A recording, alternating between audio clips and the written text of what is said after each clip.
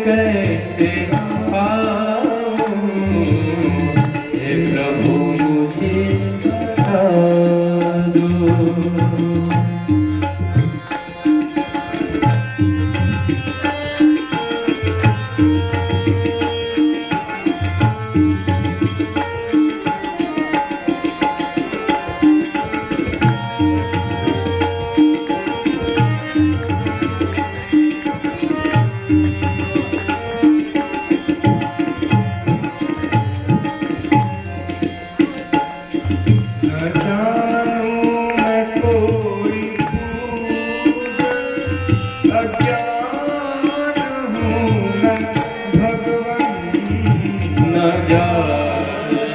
कोई पूजन अज्ञान हूँ मैं भगवन, न जानूं मैं कोई पूजन अज्ञान हूँ मैं भगवन, न जानूं कोई पूजन अज्ञान हूँ मैं भगवन। करना कृपा दया तुम, करना कृपा दया तुम, बंधन से छूट जाऊं, करना दया कृपालु, बंधन से छूट जाऊं।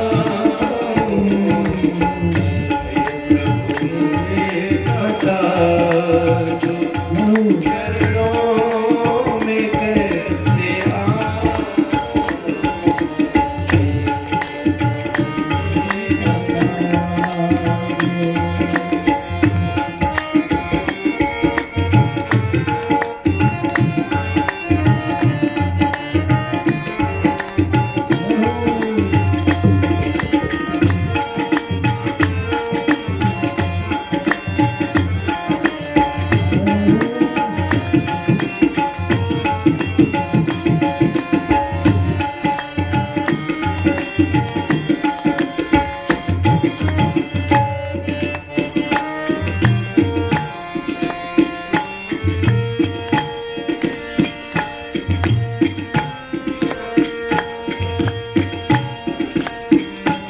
मैं पतित तुम हो पतित पावन, मैं हूँ पतित पावन, और पतित पावन, पतित प्राण तुम हो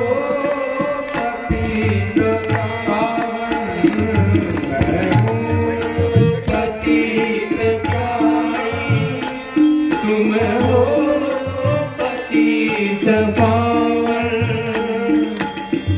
अवगुण भरा हृदय में,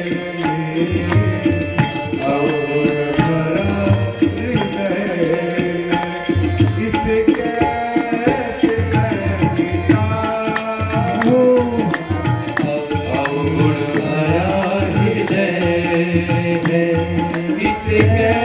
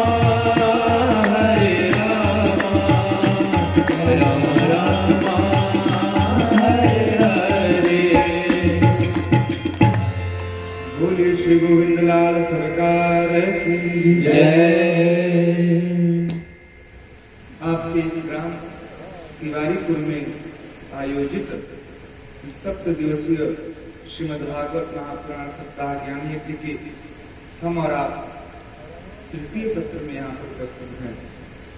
दैनिक यजमान स्वरूप स्वर्गीय पंडित श्रीमान सुरेश चंद्र तिवारी जी की सुयोग्य पत्नी उर्मिला तिवारी जी एवं समस्त पुत्रगण श्रीमान राजेश तिवारी जी, बहुरानी पूनम तिवारी जी, श्रीमान संतोष तिवारी जी, बहुरानी बबीता तिवारी जी, आदि दीपक तिवारी जी एवं समस्त प्रेमानुजन भगवत श्रुति श्रोता बंधु आस पास दूर से आए इस श्रीमद् भगवत कथा के रस रसिक श्रुति श्रोता बंधु माताएं बहनें, आप सभी को हमारी इस बाल मंडली की ओर से और हम व्यासपीठ की ओर से जय जय श्री राधेश्याम। कल की कथा कहाँ पर विश्राम भाई, किसी को कुछ स्मरण में हो?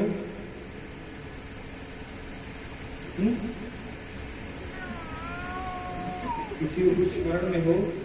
कल कथा कहाँ विश्राम हुई? धुंधुली देवी तो प्रथम दिवस की कथा थी। भीष्म पितामह मरे नहीं, उनकी गति बन गई। देहांत काले तुम सामने हो, जिसके समक्ष भगवान खड़े हो कोई मरेगा, उनकी तो मुक्ति बन गई।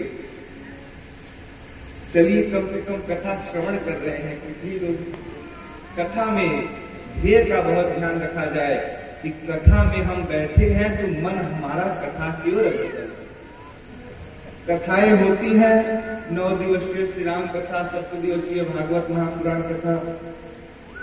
कहे महाराज 7 दिन के बाद 8वें दिन श्रोतागण मिलते हैं कि महाराज की विदाई है, कैसी कथा लगी? बहुत अच्छी महाराज, कथा आपने जो सुना दी वैसी कथा तो सुनी ही नहीं, बहुत अच्छी। अच्छा क्या सुने कथा में? ये मत पूछिए महाराज, तो बहुत अच्छी कथा लगी, क्या सुना ये मत पूछिए। प्रेम से भगवान की कथा श्रवण की जाए। भीष्म पितामह कल अपने धाम को प्राप्त भय, उसके पश्चात भगवान विदा लेकर के अपने जहां पर भगवान का निवास है वहां पर पहुंचे द्वारिकापुरी। और जब सभी ने श्रवण किया श्री कृष्णचंद्र आ रहे हैं, महल आदि जितने प्रबंधनवार लगवाए गए, जितने महल थे सबको सुसज्जित किया गया। क्यों? क्योंकि मेरे घनश्याम आ रहे हैं। भगवान के आने की खुशी में सभी ने सभी प्रकार से तैयारियां की। अर्जुन के साथ भगवान रथारूढ़ होकर के अपने ग्राम को प्रस्थान करते हैं द्वारिकापुरी को। उसके पश्चात भगवान ने लीला स्मरण किया। जितने यदुवंशी थे भगवान के समक्ष ही सबके सब नष्ट प्राय हो गए, और उसके बाद भगवान भी अपने धाम को चले गए। अर्जुन जी महाराज इन सभी दृश्यों को देखकर भगवान से बारंबार प्रणाम करते हैं, रुदन करते हैं, और रोते रोते कहां पर आए? बोले अपने यहाँ हस्तिनापुर। अभिवादनशीलस्य नित्यावृद्धोपसेविनः चत्वारि तस्या वर्धन्ते आयुर्वेद्या यशोबलम्। चत्वारि तस्या वर्धन्ते। अपने महल में प्रवेश करते ही मेरे माधव ने बड़ा सुंदर कार्य किया। क्या? सबसे पहले अपने माता पिता को प्रणाम किया। देखिए, आपने कथाओं में श्रवण किया, कल ही सुना कि व्यास जी महाराज की पत्नी 12 वर्ष तक सुखदेव मुनि महाराज को अपने गर्भ में समन्वित करके गए। इतना सामर्थ्य कौन कर सकता है? वो ये तो केवल मां ही कर सकती है। अच्छा, मां में लोगों की प्रीति भी बहुत होती है, पर प्रीति कब होती है महाराज? बोले जब माता जी चली जाए। मरने के पश्चात आप 10,000 ब्राह्मणों को तिरही में बुला करके खिलाइए, उसका कोई भी फल निकलने वाला नहीं है। जो कुछ करना हो माता पिता के जीवित रहते ही कर देंगे। एक जगह कथा हो रही थी, माता जी थी, उनका एक छोटा सा नन्हा सा नाती इत्यादि था। अपने माता जी दरअसल में शुगर की मरीज थी, कहे गुलाब जामुन इत्यादि का सेवन नहीं कर सकते।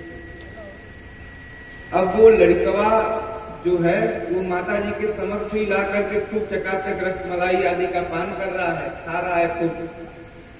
अब दादी जी है, मन में हुआ कि नहीं हम भी खाते हैं। अब भले वैसे नहीं खा रहे हो, पर सामने कोई वस्तु पड़ा होगा तो छोड़ा थोड़ी नहीं जाएगा, जो मिले चकाचक खाइए। कहे अपने पुत्र से, जो नाती है, नाती से कहे थोड़ा सा हमको भी एक दे दो। कहता है नहीं दूंगा। कब दूंगा? जब दादी जी आप चली जाएंगी, तब आपके क्रियाक्रम में खूब बनवाऊंगा, ये सबको बंटवाऊंगा। अर्थात जीते जी खिला ही नहीं पा रहे हैं, और मरने के बाद खीर पूरी दसमई की बात करते हैं। और समझिएगा, बनावटी प्रेम अधिक दिन टिकने वाला नहीं है। कितने समय बनाएंगे हो, बनावट करेंगे। अब किसी वस्तु को आप बनाना चाहेंगे, यहां से छिपाएंगे, यहां से फट जाएगा, यहां से छिपाएंगे, पीछे फटा हुआ है महाराज, कितने समय तक बचाएंगे आप। और भगवान सदैव से कहते आए हैं, अरे निर्मल मन जन सो मोहि पावा, अरे मोहि कपट छल छिद्र न भावा, मोहि कपट। आप कोई घर पर आया, 1 दिन 2 दिन 3 दिन उससे बनावट कर सकते हो, चौथे दिन पे जो आपने वो सामने प्रकट होना है। कहे महाराज, भगवान ने स्वयं कहा कि जो वही मुझे प्राप्त कर सकता है जिसका मन निर्मल हो, जिसके मन में कोई मैल न हो। अच्छा, कहे महाराज प्रमाण क्या है? सुपुंखा को देख लीजिए। सुपुंखा भगवान के सामने खूब मेकअप करके आई थी। वो क्या बोली? मैं सुंदरी हूं, अहै कुमार, क्या हूं? कुंवारी। परंतु भगवान सुपुंखा की तरफ देखते भी नहीं। सीताई चिताई कहीं प्रभु देखते हैं सीता मैया की ओर, और बात किससे कर रहे हैं? बोले सुपुंखा से। और सुपुंखा याद करके आई थी। वो कहे यहां से 14 लोग घूम चुकी हूं, परंतु न आपके जैसा सुंदर पुरुष मिला, न मेरे जैसे सुंदर कोई नारी मिली। खूब बंठन करके आई थी। और परिचय क्या दिया? बोले सुपुंखा रावण के बहिनी, दुष्ट हृदय दारुण जस अहीनी। हृदय कैसा है? बोले जिस प्रकार से सर्पिणी का हृदय होता है। सर्पिणी अंडा देते ही अपने बालकों को स्वयं ही खा जाती है, पर बंठन के कितना आई? बोले न आपके जैसा सुंदर मिला, न मेरे जैसे सुंदरी मिली।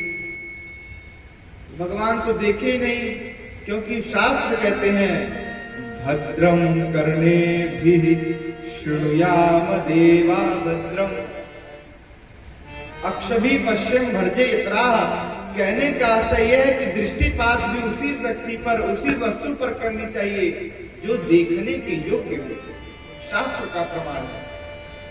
भगवान ने घास तक नहीं डाला हो। और वही जब भगवान कुब्जा से मिलते हैं, जब भगवान शबरी मैया से मिलते हैं, तो कहते हैं हे गजगामिनी अरियो भामिनी। 80 साल की बुढ़िया जिसके आगे के 2 दांत टूट गए हैं, उसको कहते हैं कि हे गजगामिनी अरियो भामिनी। और यहाँ सुपुंखा खूब बंठन करके आई, भगवान घास तक नहीं डालती। क्यों? इसी कारणवश। क्या? अरे निर्मल मन जन सो मोहि पावा, अरे मोहि कपट छल छिद्र न भावा। कहे महाराज हम तो कपट करते ही नहीं। आपन दही को खट्टी कहा लगा? कोई नहीं कहेगा। कहे हम तो कपट करते ही नहीं महाराज। बैठे हैं कथा में, मन लगा है मोबाइल में, किसी का फोन तो नहीं आ गया। कथा में बैठ कर यदि आप मिस कॉल चेक कर रहे हैं तो आपसे बड़ा कपटी कोई नहीं। इसमें तो कोई नहीं है ऐसा। सब बैठ कर किसी कथा श्रवण करने वाले, हम किसी को कुछ कहते नहीं देखते। कहे महाराज कथा में बैठ करके, पूजन में बैठ करके और व्यक्ति दरिद्रता का उत्पादन करता है, तो इसका मतलब कपटी है। कपट से थोड़ा दूर हुआ जाए। आइए हमारा भागवत के द्वितीय स्कंद में प्रवेश करें। कल तक हमने और आपने प्रथम स्कंद में सुखदेव मुनि महाराज के जन्म को, विष्णु पितामह जी के उद्धार को एवं मेरे प्रभु लीला संस्मरण करके अपने धाम को चले गए। भगवान को धाम जाता हुआ देख अर्जुन के मन में बड़ा कष्ट हुआ। कहे महाराज भगवान छोड़कर चले गए, जीवन से राम चले जाए, जीवन से कृष्ण चले जाए और ये जीवन बचा रह जाए। अपने आप को कोसते हुए, डांटते हुए मेरे अर्जुन जी कहाँ पहुंचे? हस्तिनापुर। हस्तिनापुर युधिष्ठिर जी महाराज ने जैसे अर्जुन को देखा तो अर्जुन के मुख का तेज समाप्त हुआ पड़ा है। क्यों? क्योंकि भगवान चले गए। युधिष्ठिर महाराज ने प्रश्न किया, अर्जुन आप इतने तेजहीन क्यों दिखाई पड़ते हैं? व्यक्ति का तेज 3 ही कारणों से समाप्त होता है। पहला कौन सा महाराज? बोले अगम्या स्त्री के साथ समागम करने पे तेज की समाप्ति हो जाएगी, अथवा गाय का वध यदि गलती से भी हो जाए तो मुख की लालिमा समाप्त हो जाएगी। और तीसरा कहते हैं कि जिसके बिना जीवन में हमने एक दिन भी नहीं गुजारा हो और वो व्यक्ति जीवन से चला जाए। कौन चला गया? बोले भगवान श्री कृष्ण चले गए। अपने आप को कोसते हुए आते हैं और कहते हैं, वंचितो हम महाराज हरिणा बंधुरूपिणा येन मे प्रीतम तेजो देवविस्मापनम देवविस्मापनम। युधिष्ठिर के इन प्रश्नों को सुनकर जैसे ही युधिष्ठिर महाराज ने तीसरा वचन कहा कि प्रिय व्यक्ति जब अपने जीवन से चला जाए तब कष्ट होता है, अर्जुन जी महाराज इतने वाक्य को सुनकर धड़ाम से गिर पड़े और अपने कष्ट को बताया। क्या? बोले महाराज आपने जो तीसरी बात कही, भगवान हमारे जीवन से चले गए। कहाँ चले गए? अपने धाम को चले गए। इतना सुनते ही सारी प्रजागण एवं समस्त पांडव परिवार शोकाग्मग्न हो गया, शोक में डूब गया। क्यों? क्योंकि भगवान ही चले गए। भगवान के चले जाने का दुख। युधिष्ठिर जी महाराज ने कहा, बोले महाराज अब हम इस धरा पर रहने योग्य नहीं रहे, भगवान चले गए, हम यही रुक गए। तुरंत मन में ऐसा विचार था, जिस बालक की रक्षा भगवान श्री कृष्ण ने गर्भ में की थी उसका भी जन्म हो गया। कौन है? बोले बालक जैसे जन्म लिया सभी का परीक्षण करने लगा। कहे ये बगल वाले कौन है? ये 2 हाथ वाले नहीं, जो 4 हाथ वाले हमें गर्भ में दिखाई पड़े थे, मुझे तो उनका दर्शन करना है। 4 हाथ वालों को खोजने लगा, कोई दिखाई नहीं पड़ा और ब्राह्मणों ने उनका नामकरण परीक्षित कर दिया। परीक्षण करते हैं इसलिए इनका नाम परीक्षित हो गया। भगवान के भक्त का जन्म हो गया। कहे महाराज ऐसे पुण्यात्मा जिनको गर्भ में ही भगवान का दर्शन प्राप्त हो गया। युधिष्ठिर महाराज ने तुरंत परीक्षित को बुलाया और परीक्षित को बुला करके राजपाट राजनीति की कुछ ज्ञान वर्धक बातों को समझाया। क्या बात समझाई महाराज? सबसे पहले 3 वचनों में कहा, कहे आंखों के सामने कभी पाप होते हुए मत देखना। पहली नीति ये हमारे राज्य की होगी। दूसरी क्या नीति है?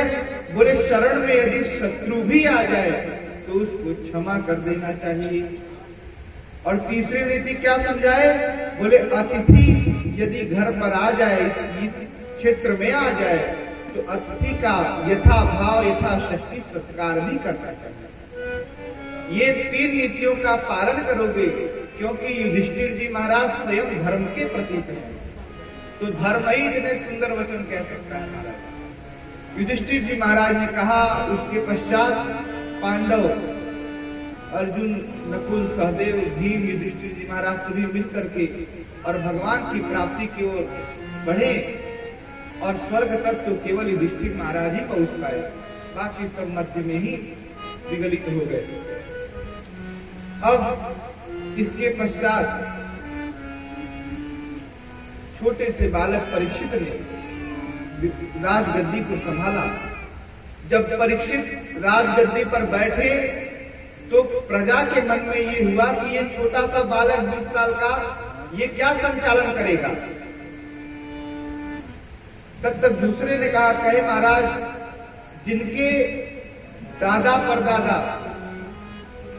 अर्जुन का नाम सुना है आपने, सम्राट थे, जिनके दादा परदादा इतने प्रतापवान थे, धर्मस्वरूप जिनके घर में युधिष्ठिर जी महाराज थे, ऐसे देखिए सिंह का पुत्र तो सिंह ही होता है और कुत्ते का पुत्र तो श्वान ही होगा।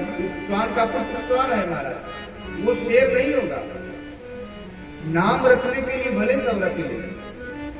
कहे महाराज नाम क्या है? बोले शेर सिंह। पिताजी का क्या नाम था? शमशेर सिंह। कंधे पर क्या टका है? बंदूक। आगे क्यों नहीं बढ़ते? बोले सामने कुत्ता खड़ा है। ये जो हमारी आपकी विडंबना है। तो कहे महाराज शेर का पुत्र तो शेर ही होगा। ऐसे इतने प्रतापवान पांडवों का यदि नाती भी है, पोता भी है, तो ये भी अत्यंत प्रभावशाली होगा। ये भी धर्म की इस ध्वजा को लहराएगा। परंतु समझिएगा, दया तो करनी चाहिए, परंतु कभी कभी शास्त्र का लोग गलत भी अर्थ निकाल लेते। कहे महाराज कैसे? एक नास्तिक शिष्य गुरुदेव भगवान के पास गया। गुरु जी से कहा, गुरु जी आप मुझे कोई ऐसा एक मंत्र दे दीजिए जिससे मैं अपने जीवन में सुखी रहूं। गुरुदेव ने कहा, ऐसा है बालक कि पर ही तो सरिस धर्म नहीं भाई और पर पीड़ा सम नहीं अगमाई। दूसरे का मदद करना, दूसरे के कार्य में सहयोग करना, इससे बड़ा कोई धर्म नहीं है। दूसरे का हित सोचना, कहे महाराज यही धर्म है। अच्छा, यदि हित करने में आपको गाली भी सुनने को मिले, फिर भी हित करना नहीं छोड़ना। अब वो अपनी तरफ से ले गया उस बात को, गया गुरुदेव को प्रणाम करके जाता है।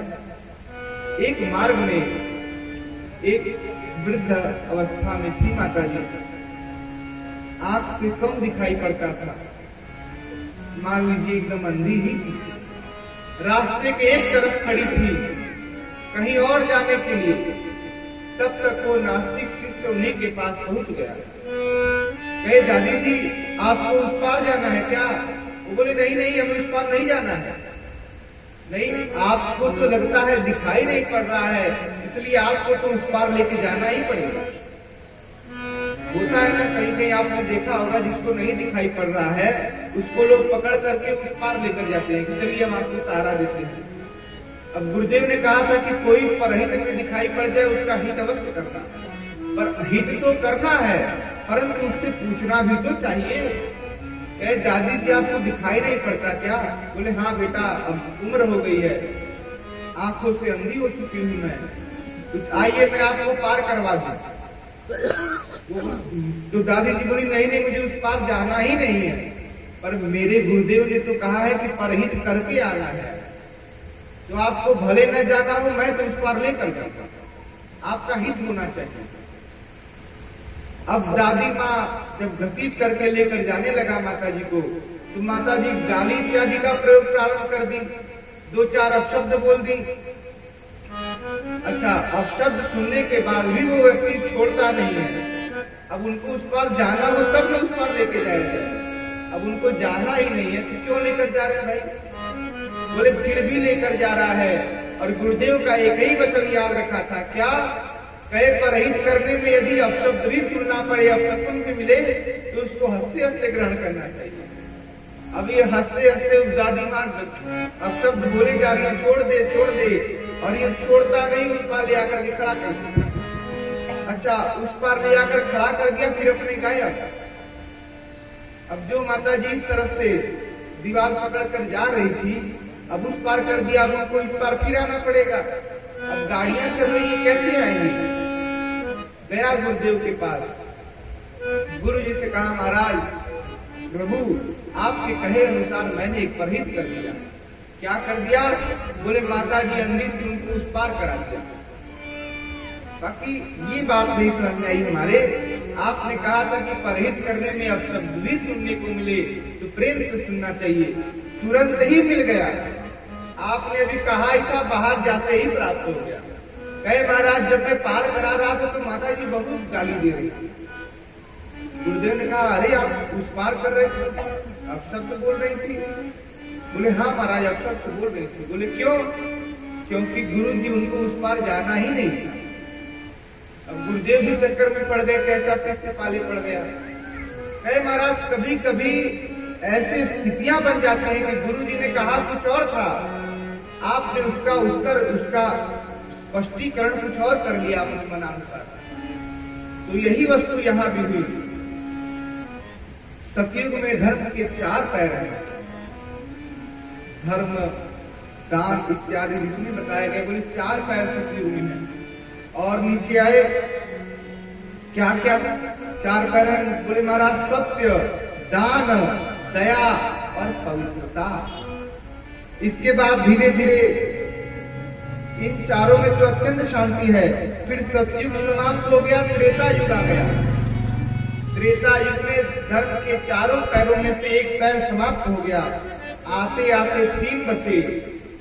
और इसके पश्चात द्वापर युग आया। द्वापर में तो धर्म के 2 ही पांव बचे। और धीरे धीरे अब कलयुग आ गया। कलयुग में तो धर्म के 1 ही पांव बचे। और जिस दिन ये पांव गिरा, सारी सृष्टि का विनाश हो जाएगा। इसके पश्चात राजा परीक्षित एक दिन नित्य क्रिया से निवृत्त होकर गए अपने नगर ग्राम में भ्रमण करने की मेरी प्रजा कैसे है। जाकर देखते हैं तो एक गाय और बैल के साथ, एक गाय और एक बैल। बैल के महाराज क्या हुए? बोले 3 पैर टूटे हुए हैं, लंगड़ा पैर है, एक पांव से ही घसीट करके चल रहा है, गिरता है। और गौ माता उसे देखकर रो रही है। और पीछे से एक दैत्य व्यक्ति जैसा हो, लंबी लंबी मूछों वाला, बड़ी बड़ी आंखों वाला, बड़े बड़े आयुधों वाला, और कोढ़ा लेकर के उस गाय को, उस बैल को पीटना प्रारंभ कर रहा है। राजा परीक्षित को देखते ही क्रोध आया। और जो युधिष्ठिर महाराज ने बताया था कि शरण में आए हुए व्यक्ति को, क्यों? क्योंकि अपनी सीमा के अंदर है, ये हमारी शरण में है। दौड़ करके गए और कहे, हाथ जोड़ करके राजा परीक्षित कहते हैं कि मैं आपको पहचान रहा हूं मां। कौन? जो गाय है। गाय को क्या पहचाने महाराज? बोले आप अवश्य से ही, ये पीड़ता है उसके बाद भी आप भागती नहीं है, आपके बच्चे सामने पड़े हुए हैं उसके बाद भी आप कोई प्रतिहार नहीं करती, आप इतना सहनशील हैं, इसका अर्थात है कि आप निश्चित से ही पृथ्वी देवी हैं। पृथ्वी का दोहन करना चाहिए हम, और आप शोषण करते हैं। परंतु पृथ्वी मां है, मां के प्रसंग में कहीं से भी कहे महाराज, मां पुत्र कितना भी नालायक हो, माई उसका प्रति उत्तर नहीं करती, जाने दो अपना ही बेटा है। और निश्चित से यदि आप पृथ्वी हैं तो ये धर्म है, ये कितना भी मारे धर्म उलट करके जवाब नहीं देगा। और अवश्य से ही ये सत्य, दान, तप, शौच आदि इनके 4 स्तंभ हैं। आपको तो मैं पहचान गया, परंतु ये दैत्य प्रकृति का व्यक्ति आपको पीट क्यों रहा है, मैं इसको नहीं पहचान पाता। और ध्यान से देखा, नहीं पहचान पाए। गौ माता ने कहा कि ये जो मेरे पीछे खड़ा है ये कलयुग है, इसका नाम है कली, और अब ये आपके राज्य में प्रवेश चाहता है। राजा परीक्षित दौड़ करके अपना अस्त्र लेकर के और दौड़ पड़े कि कली को समाप्त करो। पहले इसने गौ के ऊपर अत्याचार किया। मेरे माधव को गौ बड़ी पसंद थी। विप्रधेनु सुरसंकर लीन मनुष्य अवतार, प्रथम स्थान पर विप्रो, द्वितीय स्थान पर भगवान गौ के लिए ही अवतार लिए। इसीलिए भगवान का एक नाम भी है। कहे महाराज इसको जल्द से जल्द समाप्त किया जाए। दौड़ गए परीक्षित जी महाराज, परंतु शास्त्र ने कहा था आतताई वधारुणः, आतताई कैसा भी उसको मार देना चाहिए। परंतु यहाँ उन्हें युधिष्ठिर जी महाराज की बात याद आ गई और धर्म तो चला था ही। धर्म जा करके तुरंत परीक्षित की शरण में हो गया। महाराज त्राहि माम, आपकी मैं शरण को ग्रहण करता हूँ। परीक्षित जी महाराज युधिष्ठिर जी महाराज के तात्पर्य को नहीं समझ पाए थे और उन्होंने कली को भी अपने यहाँ शरण प्रदान कर दिया। कहे अच्छा ठीक है, बताओ तुम मारते क्यों हो? बोले महाराज क्या करें, आपके राज्य में समस्त हर जगहों पर धर्म की ही चर्चा है, कहीं अधर्म दिखाई नहीं पड़ता कि जहाँ हम प्रवेश करें। आप अपने राज्य में कोई ऐसा स्थान दे दीजिए जहाँ मैं सुख से निवास कर सकूं। पहले तो परीक्षित ने कहा नहीं, हमारे यहाँ पर कोई ऐसा आपके लिए स्थान नहीं है। परंतु जब बड़ा आग्रह किया, उसके दुराग्रह को आग्रह समझकर परीक्षित जी महाराज ने कहा चलो मैं तुम्हें 4 स्थान देता हूँ। कहाँ कहा? द्युतम पानम स्त्रिय सुना यत्रा धर्म चतुर्विधा, यत्रा धर्म चतुर्विधा। मैं आपको 4 स्थान देता हूँ। कहाँ पर? बोले जहाँ पर द्यूत होता है। द्यूत अर्थात जहाँ पर जुआ खेला जाता है, वहाँ कली का निवास है। और दूसरा बोले जहाँ पर व्यक्ति मदिरा का पान करता है, ये मदिरा पान करने वाले के यहाँ कली का दूसरा स्थान। तीसरा स्थान जहाँ पर वैश्यायन नाच इत्यादि का कार्यक्रम करती हो, नृत्य गीत आदि करती हो, जो उसे प्रवर्तित करते हैं, जो उसमें वृद्धि की सोचते हैं, वहाँ विहार करते हैं, ऐसे जगहों पर आप कली जाकर के वास करिए। चौथा बताए कहाँ पर? यत्रा धर्म चतुर्विधा, जहाँ पर धर्म की लोग हानि करते हो, घर में कलह शिक्षाएं इत्यादि प्रारंभ करते रहते हो, बात बात पर रुष्ट रहते हो, ऐसे जगहों पर जाकर के कली आप निवास करिए। कली ने कहा महाराज मैंने कहा कहीं भी जगह दे दिए, चारों गंदा ही स्थान बताए, कोई एक अच्छा भी बता दिए होते। तब उसी समय उदारता के कारण परीक्षित जी महाराज ने कहा चलो ठीक है, धातु नाम अस्मि कांचनम, आज से आप स्वर्ण में निवास करिएगा। अब परीक्षित जी महाराज बोल तो गए, परंतु इन्हें ये समझ में नहीं आया कि स्वर्ण में तो भगवान का भी वास है। हम और आप वेदों में व्याख्या करते हैं धातु नाम अस्मि कांचनम हिरण्य गर्भ समवर्तताग्रे भूत उससे जाता पत्रे गया। भगवान तो हिरण्य गर्भ है, अर्थात संसार में जितना पदार्थ है सब में भगवान प्रवेश किए। तो कहे महाराज भगवान के यहाँ कली का निवास कैसे हो गया? तो इसमें श्री सुखदेव मुनि महाराज का बड़ा सुंदर भाव है। उन्होंने कहा लक्ष्मी 2 प्रकार की होती है। कितने प्रकार की लक्ष्मी होती है? एक लक्ष्मी वो जो भगवान श्री नारायण के साथ गरुड़ पर आरूढ़ होकर के आती है, और दूसरी लक्ष्मी वो जो अपने वाहन पर बैठकर आती है। लक्ष्मी का वाहन क्या है? उल्लू। जब लक्ष्मी उल्लू पर बैठकर आएंगी आपके घर में, तो आपको भी उल्लू बना करके चली जाएगी। और जब लक्ष्मी नारायण के समक्ष वर्ण होकर के आएंगी, तो आपके घर में जब माता पिता संतुष्ट होकर रहेंगे, तो परिवार तो अपने आप ही बना रहेगा। गरुड़ पर आरूढ़ होकर के लक्ष्मी नारायण समेत जब आएंगे लक्ष्मी के साथ, तो उस कांचन में, उस स्वर्ण में कभी भी कली का वास होने वाला नहीं है। अच्छा महाराज लक्ष्मी का नारायण के साथ वर्ण कैसे करें? मैं समस्त तिवारी परिवार को बारंबार वंदन करता हूँ, बारंबार प्रणाम करता हूँ कि अपनी लक्ष्मी का नारायण के साथ वर्ण कैसे किया जाता है, ये आपको सीख लेनी चाहिए। कहे महाराज घर में लक्ष्मी है तो नारायण के साथ वर्ण करने के लिए और कुछ नहीं करना है, भगवान की कथा कराइए, भगवान का पूजन कराइए।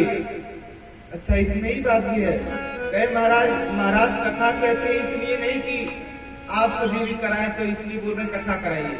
नहीं कथा हो सके किसी गरीब की कन्या का विवाह करा दीजिए, इसी का नाम है लक्ष्मी के साथ नारायण का वर्ण। लक्ष्मी हिरण्यवर्णा हरिणी, लक्ष्मी हिरण्यवर्णा है। वेदों में जब व्याख्या की जाती है हिरण्यवर्णाम हरिणी सुवर्ण रजताम, बोले लक्ष्मी कैसी है, बोले हिरण्यवर्ण। भगवान के साथ जब लक्ष्मी आएगी आपको घर में कल्याण ही कल्याण होगा। इन्होंने कहा कली आप जाकर स्वर्ण में वास करिए, और ऐसा कहकर गए। किसी दिन मुकुट धारण किया स्वर्ण का, और उस मुकुट में कुछ संतों का, कुछ महानुभावों का ऐसा विचार है कि जो मुकुट धारण किया वो धृतराष्ट्र का, उसमें तो समक्ष ही कली का वास है। कई महाराज धारण करके गए वन में शिकार इत्यादि करने। गए महाराज, जाने के पश्चात जाते जाते कहीं पर प्यास इत्यादि लगा, और अपने रथ को रोक करके महाराज परीक्षित अपने से नहीं, क्योंकि पहले भगवान के शरण में थे, परंतु ये स्वर्ण का अभिमान जब हुआ, जब मुकुट पहन लिए, तो कली ने उनसे इतना अभद्र कार्य करा दिया जिसके कारण कि उनका मृत्यु और जीवन एक समान हो गया। कई महाराज क्या किया, स्वर्ण का मुकुट धारण करके एक संत की कुटिया में गए। और मैं निवेदन करूं संतों से, आपके घर विप्र देवता हूं, उनसे सेवा लेने का प्रयास नहीं करना चाहिए, सेवा देने का प्रयास करना चाहिए। तो जितना हो सके सेवा करिए। राजा परीक्षित भी बड़े धर्मवान थे, परंतु स्वर्ण का इतना अभिमान हो गया, कली का वास उस मुकुट में, उस कली ने ऐसा दंभ कार्य करा दिया। जाते जाते राजा परीक्षित को प्यास लगी, अथवा विश्राम की इच्छा से एक साधु की कुटिया में प्रवेश कर गए, और साधु महात्मा ध्यान लगाकर बैठे हैं महाराज। बोले ध्यान में ही भगवान का चिंतन कर रहे थे, और परीक्षित जी महाराज के मन में ऐसा विचार आया कि ये ढोंग कर रहे हैं। अगर जान जाएंगे कि राजा स्वयं आया है तो सत्कार करना पड़ेगा, इसलिए समाधि लगा ली। ऐसा मन में विचार करके एक मरा हुआ सांप ला करके उस महात्मा, उस संत के गले में पहना कर राजा परीक्षित चल गए।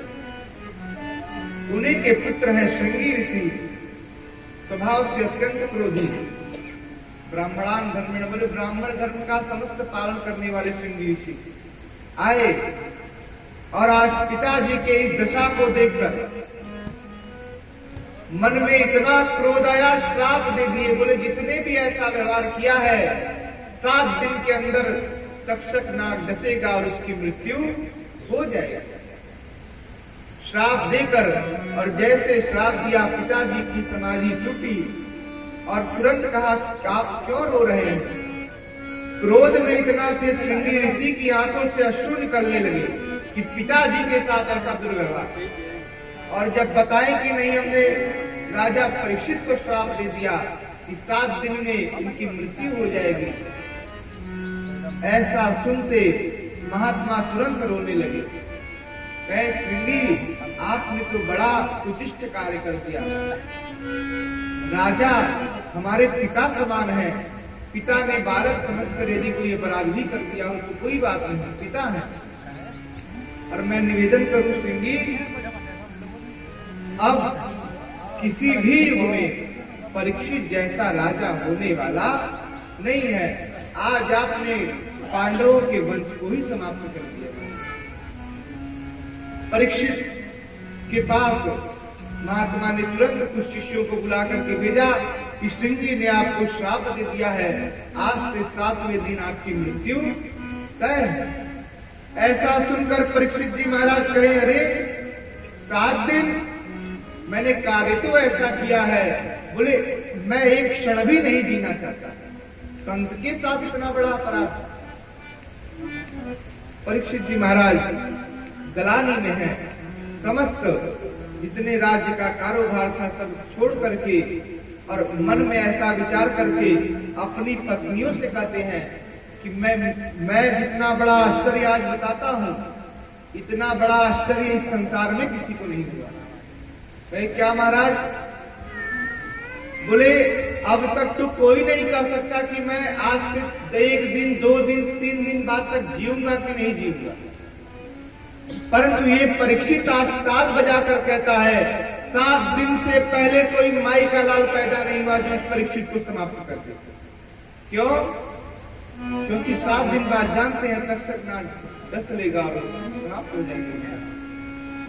कोई संसार में कोई भी नहीं कह सकता है कि आज महाराज बैठे यहाँ तो कल भी रहेंगे। है भाई साहब, आप इस संसार में विचरण करेंगे, आपको लिखा हुआ मिलाई पड़ेगा। कहे महाराज यहाँ पोस्टर लगाना मना है, यहाँ अन्य कार्य निषिद्ध है, यहाँ आग जलाना मना है, ये सब तो लिखा बहुत देखा होगा आपने, पर किसी ने कोई भी हो ऐसा जो देखा हो कि यहाँ मरना मना है।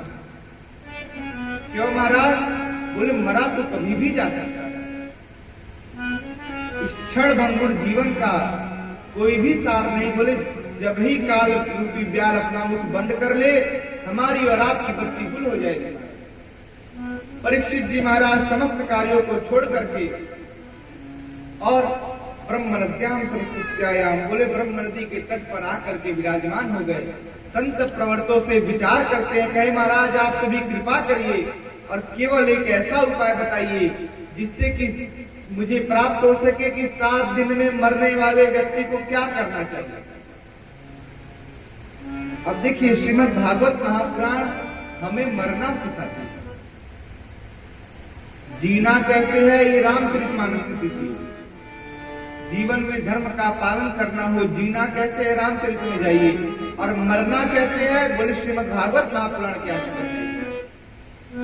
परीक्षित जी महाराज समस्त ऋषियों से यही प्रश्न करते हैं, महाराज कोई ऐसा उपाय बताइए, कोई ऐसा नियम बताइए जिसको कि 7 दिन के भीतर जो मरने वाला व्यक्ति हो उस उपाय को प्राप्त करके भगवान के धाम को चला जाए।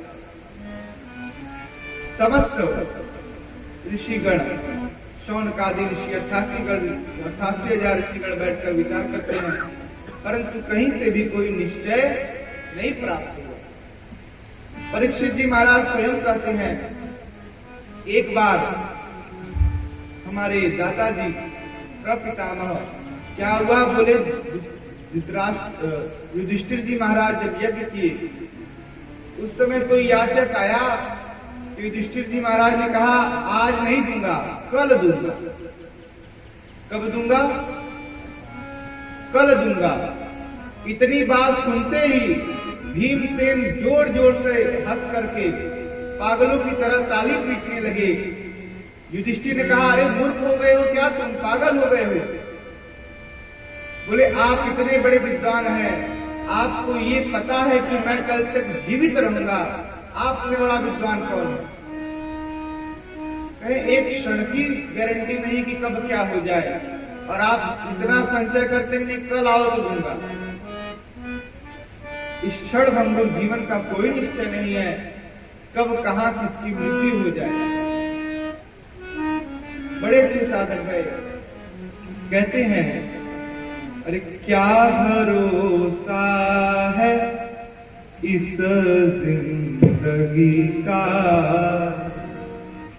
क्या भरोसा है इस जिंदगी का, अरे साथ देती नहीं है किसी का, क्या भरोसा है इस जिंदगी का, क्या भरोसा है इस जिंदगी का, साथ देती नहीं है किसी का, क्या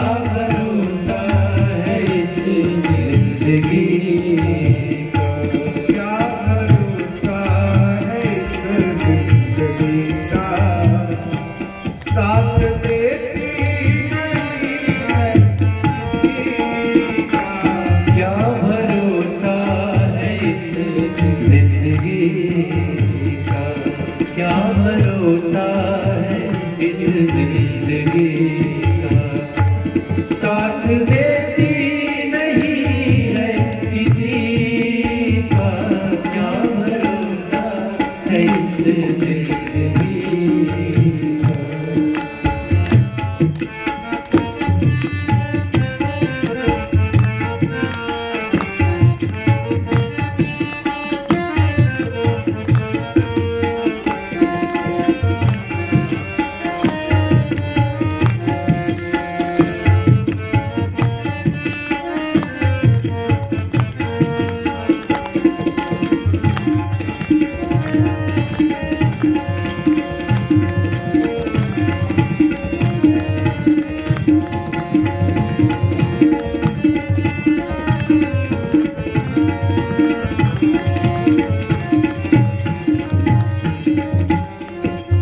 अभी बैठकर कथा सुन रहे हैं, कहीं महाराज कब क्या हो जाए कोई नहीं जानता।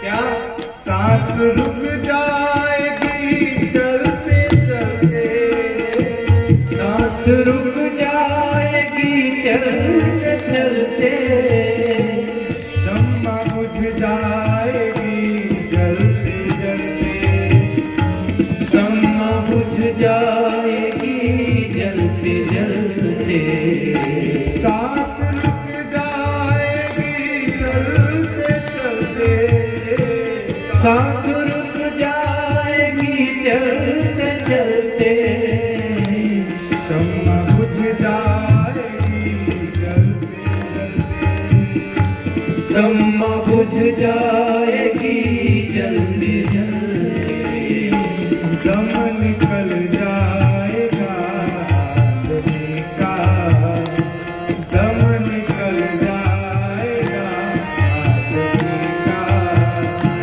साथ देती नहीं है किसी का क्या जिंदगी का साथ देती नहीं है किसी का, क्या भरोसा है इस जिंदगी का, साथ देती नहीं है किसी का, क्या भरोसा है इस जिंदगी का, साथ देती नहीं है किसी का, क्या भरोसा है इस जिंदगी का। क्या कहा महाराज? बोले क्या भरोसा है इस जिंदगी का, कब किसके प्राण निकल जाए कोई कहने के मान नहीं है महाराज। परीक्षित जी महाराज आकर के बैठते हैं और उसी समय ये शाम स्मरण पुंसा सद्य शुद्ध्यन्ति वहे क्रिया, किं पुनः दर्शन स्पर्शापाद शौचाद स्नादि।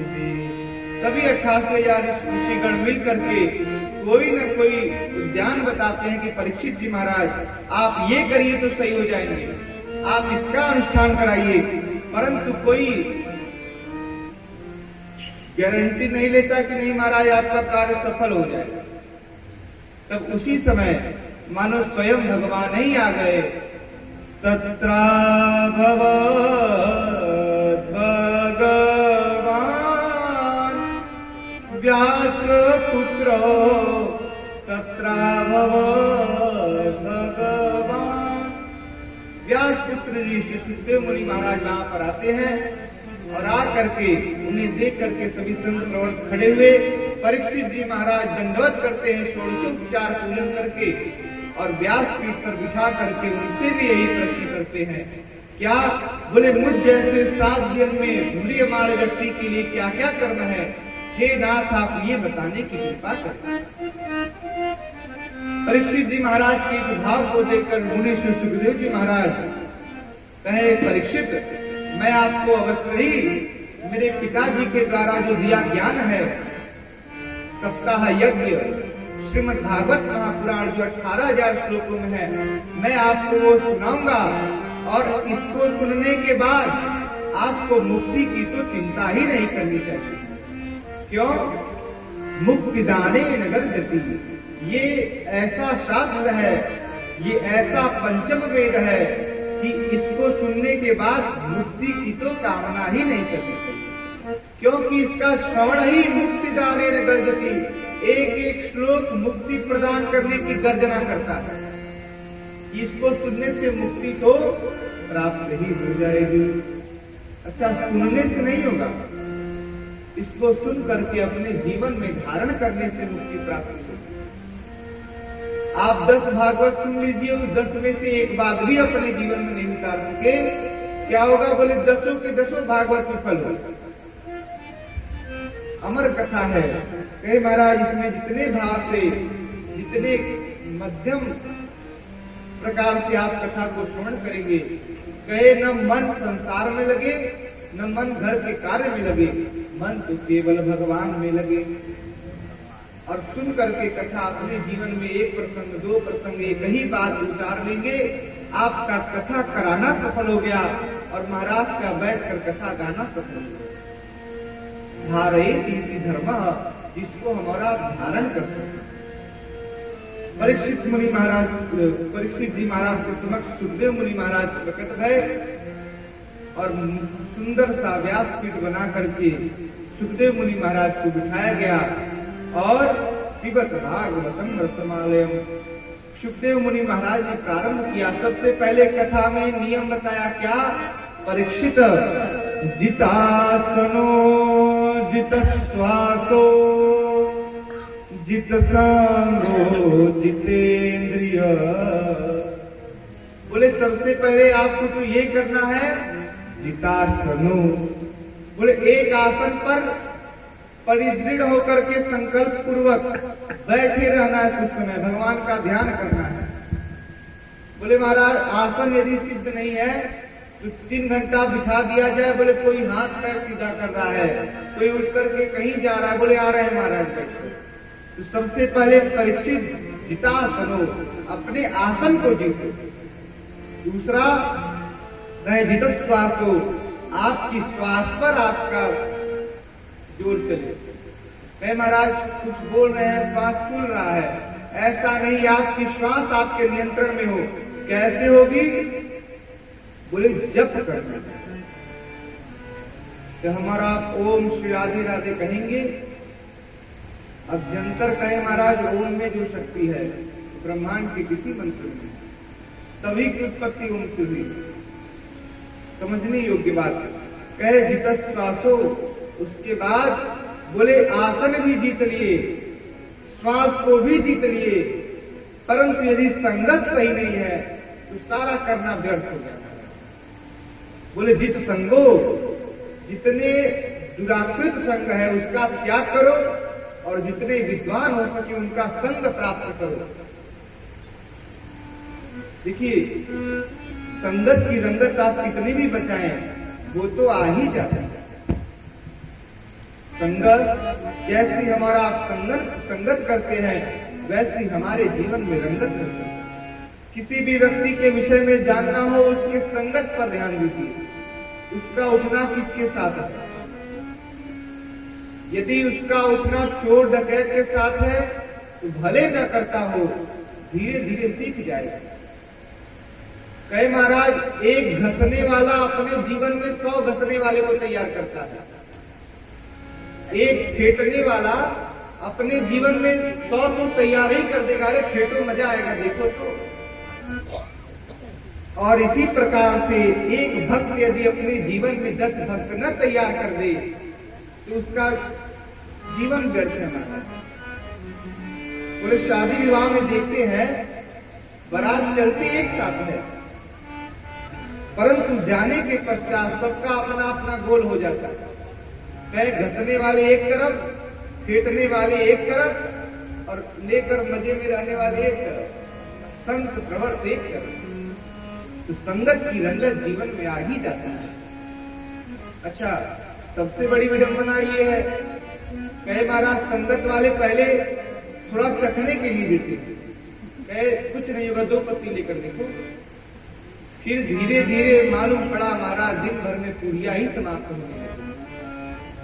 आदत लगाई गई तो जब उसका हम और आप आदत कर सकते हैं तो धीरे धीरे कहे महाराज एक ही बार सीताराम कहिए, एक ही बार राम राम, जब मिले तो हेलो हाय बाय नहीं कहिए, जय सिया राम राधे राधे। ये हमारी आपकी संस्कृति है।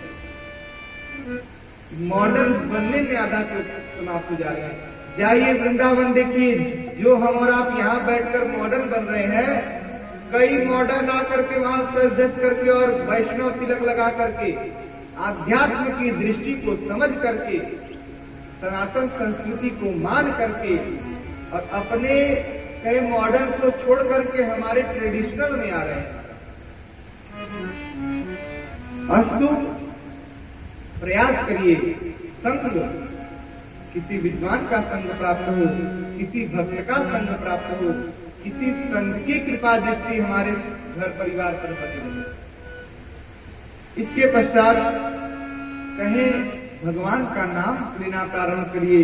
स्थूले भगवतो रूपे मन संधारये दिया। बोले स्थूल रूप से, सूक्ष्म रूप से भगवान का दर्शन करने की मन में कामना करिए, तब जाकर कल्याण होगा। संत विद्वज्जन प्रारंभ में उससे मात्र ही गए महाराज, कराग्रे वस्ते लक्ष्मी, कर मध्य तु सरस्वती, कर मूले सुदो ब्रह्मा, प्रभाते कर दर्शन। संगत का असर, सुबह उठ करके चाय न मांगा जाए, चाय लाओ। सुबह उठ करके भगवान का नाम प्रारंभ करिए। चाय मांगने से कुछ नहीं होने वाला। सुबह उठ करके दर्शन करिए, अपने माता पिता का दर्शन करिए। मैं बारंबार निवेदन करता हूं, कथाओं के माध्यम से सर्वप्रथम कथा मनोरंजन का साधन नहीं हो सकता। कथा कदापि मनोरंजन का साधन हो ही नहीं सकता। कुछ लोग कहना महाराज चुटकुल्ला कहीं बीच बीच में कथा हो जाए, कर नींद चली जाए, कुछ गाना बजाना हो जाए तो नृत्य गीत आदि कर ले। ये मनोरंजन का साधन नहीं है। कथा सुनकर अपने जीवन में प्रभाव पूर्वक उतारने का विषय है। मनोरंजन के कई साधन हैं, नाचिए गाइए बजाइए, परंतु कथा को कथा मात्र से अपने भीतर परिवेशित करिए। कथा वो भी श्रीमद् भागवत महापुराण कथा जगत कल्याणकारी है। बारंबार निवेदन करता हूं, गए प्रातः काल उठ करके अपने माता पिता का दर्शन करिए। बाहर है, कम से कम एक बार दिन में फोन करके बात ही हाल चाल समाचार ले लिया करिए। इसके पश्चात कहते हैं संग सर्वात्मनाम त्यज स चित्युक्त न शक्तये। बोले संग का त्याग करो, बुरे लोगों की संगति का त्याग करके पाताल में तस्य ही पाद मूलम पठन्ति पार्श्वनि प्रपदे रसातल। बोले भगवान में ही संसार प्रपंच को देखो। क्या देखना है? बोले जितने पाताल हैं पृथ्वी से नीचे, अतल वितल सुतल रसातल तलातल आदि जितने लोग हैं, सबको भगवान के पादार बिंद समझना चाहिए कि भगवान के चरण है।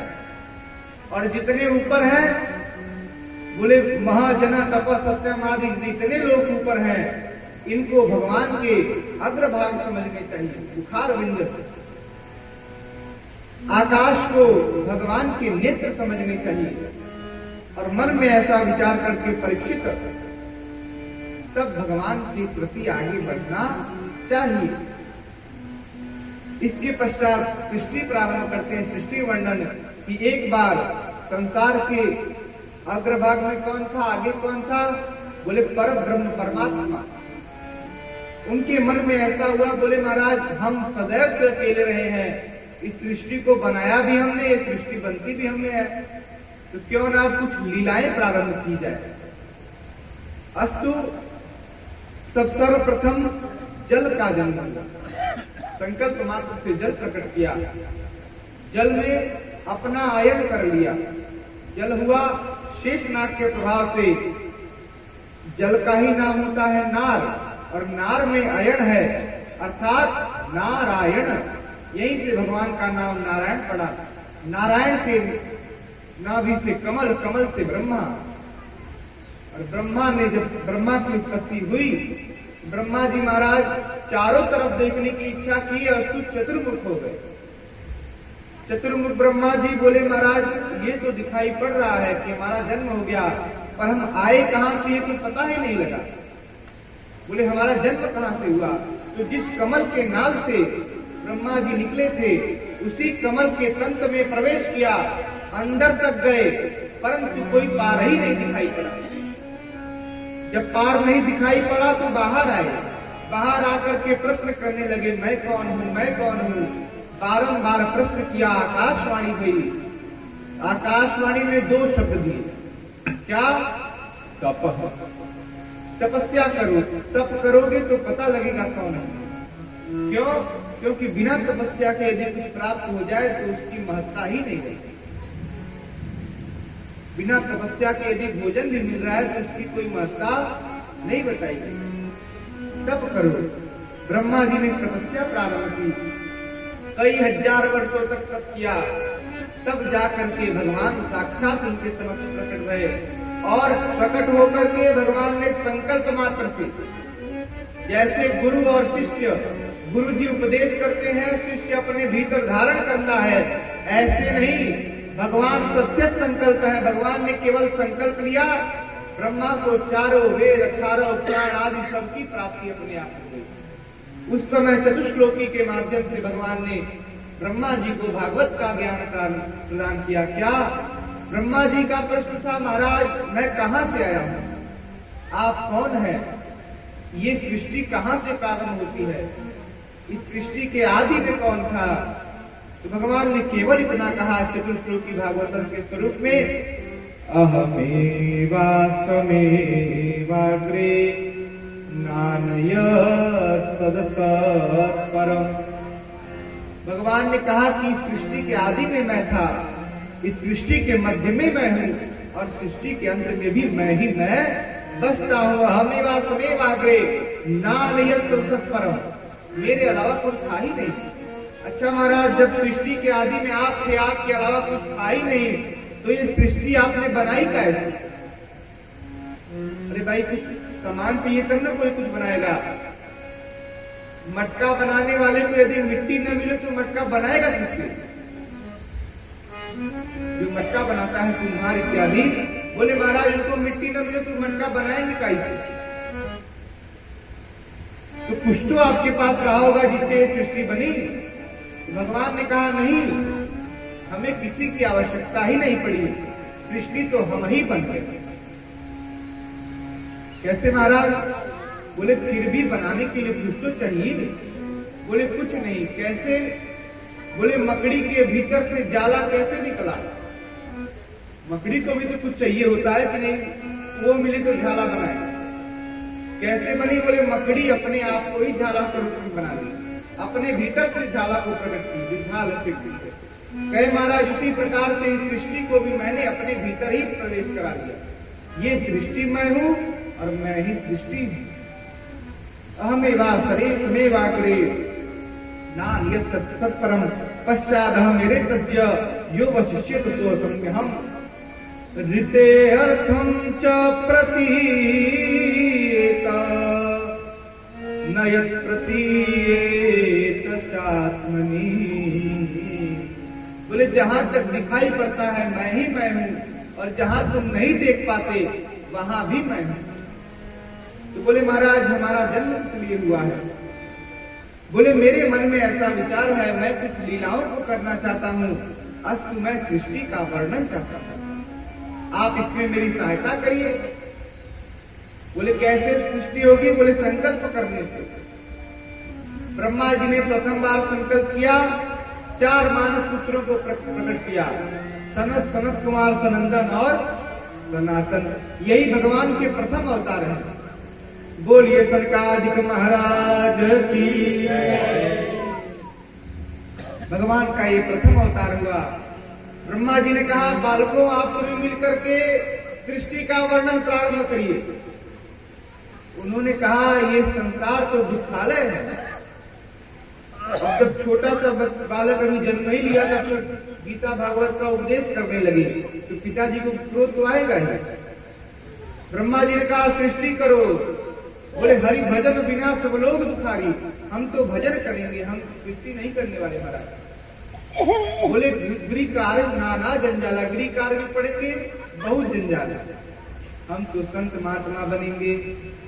क्यों महाराज संत महात्मा क्यों बनेंगे? बोले संत महात्माओं से बुद्धिमान कोई नहीं होता, इधर भी बना लेते हैं उधर भी बना लेते हैं। अस्तु हम तो भगवान का भजन करेंगे। ब्रह्मा जी को क्रोध आया और क्रोध में भौहें चढ़ गई, और उसी चढ़े हुए भौं से किसका प्रादुर्भाव हुआ? बोले महाराज शंकर भगवान का। बोलिए भोले भंडारी की जय। शंकर भगवान से ब्रह्मा जी ने कहा क्या आप सृष्टि करेंगे? शंकर भगवान ने कहा बिल्कुल करेंगे, हम तो इसीलिए उत्पन्न नहीं हुए हैं। बोले भूत प्रेत पिशाच बैताल की उत्पादन कारण किए। कहे महाराज ऐसी भयानक सृष्टि देखकर ब्रह्मा जी चौंक गए, कहे बस करो बहुत सृष्टि कर ली, आप रहने दो, अब मैं कहता हूं कि आप जाओ भजन करो। क्यों? क्योंकि इतने सब भूत प्रेत हो जाएंगे तो उत्पादिक सृष्टि हो जाएगी। और यहाँ पर कहने का अर्थ ये भी है कि जो लोग कहते हैं महाराज भूत प्रेत नहीं होता है, तो योनि है, शंकर भगवान के सब दूत हैं, तो भूत प्रेत भी होते हैं। इसके पश्चात ब्रह्मा जी ने संकल्प लिया और उसके पश्चात 10 ऋषियों को प्रकट किया। भृगु, वशिष्ठ, पुलस्त्य, क्रतु, अंगिरा आदि कश्यप, मरीचि ऋषियों को प्रकट करते हैं। और इधर श्री मुनि सुखदेव जी महाराज पहले परीक्षित जी महाराज को कहते हैं परीक्षित क्या तुम्हें पता है भगवान कैसे मिलेंगे? परीक्षित जी महाराज ने कहा दिन भर 5 बार स्नान करेंगे तो भगवान मिल जाएंगे। हाँ, कुछ लोगों के मन में ये भी होता है महाराज की हम पूजा पाठ तो करते हैं, बहुत पूजा करते हैं महाराज, माला कितना करते हैं? सोते समय 20 माला, उठते समय 10 माला, बहुत विधि विधान से पूजा करते हैं, दिन में 3 बार नहाते हैं। और ऐसा करके क्या? बोले महाराज सब तो करते हैं परंतु दुकान पर जाकर झूठ भी बोलते हैं, तो ऐसे पूजन का क्या फल प्राप्त होगा? वो खूब टीका चंदन लगा करके झूठ बोले जाइए, क्या अर्थ होगा? कहे महाराज भगवान 5 बार स्नान करने से मिलते हैं। सुखदेव मुनि महाराज ने कहा बिल्कुल नहीं, तब कैसे मिलते हैं भगवान? बोले भगवान तो विद्वान को मिलते हैं, जो व्यक्ति भागवत महापुराण का वाचन करे, जो कहीं से PhD कर आया हो, ऐसे को भगवान मिलते हैं। और ये समझिएगा श्रीमद् भागवत महापुराण पारमहंस संहिता है। किसकी संहिता है? पारमहंस संहितायाम। और ब्राह्मणों में बताया गया कहीं महाराज विद्यावतान भागवते परीक्षा, किसी ब्राह्मण का यदि बौद्धिक स्तर प्राप्त करना हो तो लाकर श्रीमद् भागवत महापुराण समक्ष रख दीजिए, पता लग जाएगा विद्वान कितना है महाराज। तो बोले जो भागवत का वाचन करे ब्राह्मण हो उसी को भगवान मिलते हैं। परीक्षित जी महाराज ने कहा, तो सुखदेव मुनि महाराज कहते हैं नहीं परीक्षित ऐसा भी नहीं है, तब कैसे मिलेंगे भगवान? कहते हैं यदि 5 बार स्नान करने से भगवान मिलते, भागवत वाचन करने से मिलते, ज्ञान से भगवान मिलते, तो व्यादस्या चरणं ध्रुवस्य च वयो विद्या गजेन्द्रस्य का जाति विदुरस्य यादवपते। सबसे पहले क्या कहे महाराज? बोले व्याध, इस ग्राह और इत्यादि की हम लोग श्रवण करते हैं कथा, तो क्या वो ग्राह, क्या वो हाथी कहीं से भागवत महापुराण का वाचन करके आया था, कहीं से BA MA इत्यादि शास्त्रीय आचार्य की डिग्री लेकर के आया था? भगवान की प्राप्ति भई कि नहीं भई? विद्या गजेंद्र का, गजेंद्र के पास कौन सी ऐसी विद्या थी? इतना विद्या का हीन था कि अपने स्तुति में किसी देवता का नाम ही नहीं लेता। कौन सी विद्या थी वो? विद्या गजेंद्र का जाति विद्रस्य, विदुर कौन से बहुत बड़ी ऊंची जाति में थे कि भगवान जाकर छिलका खा लिए? विदुर तो दासी पुत्र थे ना महाराज, कहां से भगवान पहुंच गए? इसके पश्चात कहते हैं रुद्रस्य की पौरुषम उपजाया किमु तत्र रूपम अधिकम। क्या भगवान रूप में बीजते हैं? बोले तो कुब्जा कौन सी बड़ी परम सुंदरी थी? यदि भगवान स्वरूप पर रिश्ते तो कुब्जा कौन सी बहुत बड़ी परम सुंदरी थी? हो 80 साल की बुढ़िया पीछे कुंवर निकला हुआ है, हाथ में दंड लेकर चल रही है, कौन सी बड़ी सुंदर थी? उसके पश्चात कहते हैं कि भक्त्या तुष्यति केवलम परमया भक्ति प्रियो माधव। भगवान कैसे प्राप्त होते हैं? बोले भक्ति से। जब तक अपने जीवन में भक्ति का प्रादुर्भाव नहीं होगा तब तक माधव मिलने वाले नहीं है। बोले भक्ति क्या है महाराज? पूज्यपाद गोस्वामी जी महाराज कहते हैं, और इसी बात को श्रीमद् भागवत महापुराण में भी हमारा सुनते हैं, श्रवणं कीर्तनं यस्य स्मरणं पाद सेवनम्। और श्री रामचरितमानस में क्या कहा? बोले प्रथम भगति संतन कर संगा। पहली भक्ति क्या है? बोले संत का शरण प्राप्त हो। कहे महाराज जीवन में किसी संत का शरण प्राप्त हो जाए तो भक्ति का प्रादुर्भाव अपने आप ही होने लगेगा। कहे महाराज धीरे धीरे प्रयास करते रहिए, भक्ति घर छोड़ने से नहीं आएगी। भक्ति तो घर में रहकर अपने जितने आपके परिवारी जन हैं पहले उनसे प्रेम करना प्रारंभ करिए। और सबसे बड़ी हमारी और आपकी जो रिश्ता है, जो कमी है, जो हमारे पास है उसमें हम सुखी नहीं हैं, और जो नहीं है उसकी परिकल्पना करके हम और आप दुखी हो रहे हैं। कहे महाराज लड़का पास हुआ तो पास हुआ, फेल हो गया तो क्या कहे? बोले उसका लड़का पास हो गया तुम फेल हो गए, देखो कितना अच्छा लड़का है। कुछ लोग कहते हैं लेकिन नहीं महाराज देखो उसको, देखो कितना आगे है, तुम कितना पीछे हो। अरे जब चौथापन आएगा तो वो आपका काम कराने नहीं आएगा, वो जो आपका नालायक घर में बैठा है वही आपको कार्य देने वाला है। अपने पास जो है उसको मानते नहीं है और दूसरे के पास जो है उसकी परिकल्पना करते हैं। सबसे बड़ा दुख यही है जो हमारे पास है। मैं प्रथम दिवस में जब आया था, आदरणीय भैया जी ने प्रश्न किया, कहे महाराज सुख दुख क्या है?